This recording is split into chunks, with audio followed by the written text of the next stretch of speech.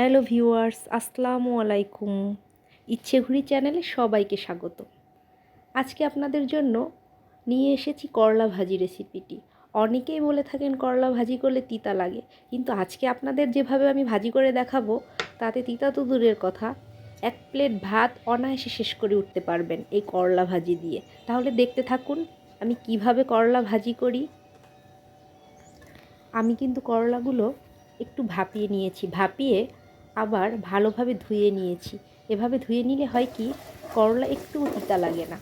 তারপরে কড়াইতে একে একে দিয়ে দিয়েছি তেল, পেঁয়াজ, তারপরে কাঁচামরিচ, তারপরে চিংড়ি মাছ, তারপরে হলুদের গুঁড়ো, লবণ, এগুলো দিয়ে ভালোভাবে কষিয়ে নিচ্ছি।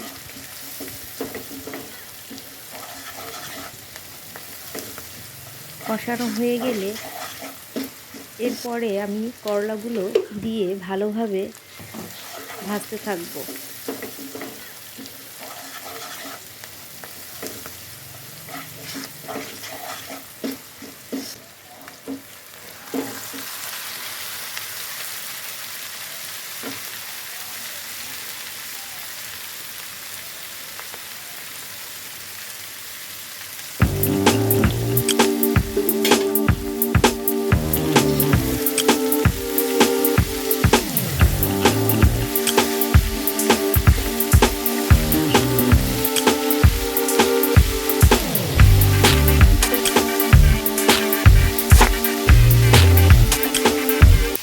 এরপরে এর ভিতরে অ্যাড করতে হবে ধনিয়া পাতা।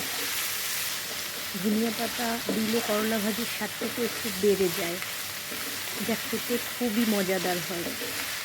আপনারা বলতে পারেন করলা ভাজিও কি আর মজাদার হয়? আসলেই করলা ভাজি খুব মজাদার হয় যদি ভালোভাবে ভাজি করা যায়। অনায়াসে আপনি এক প্লেট ভাত খেয়ে উঠতে পারবেন। মিথ্যা বলছি কি না আপনারা রেসিপিটি ট্রাই করলেই বুঝতে পারবেন।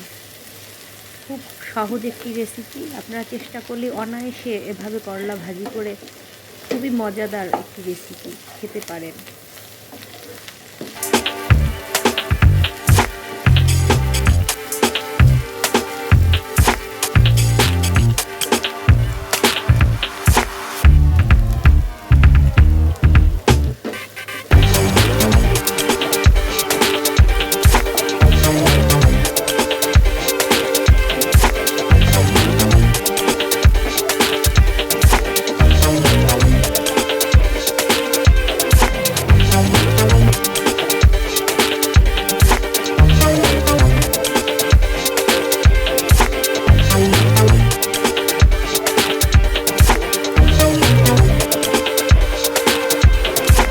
ভাবেই তৈরি হয়ে গেল আমার স্পেশাল করলা ভাজি রেসিপিটি।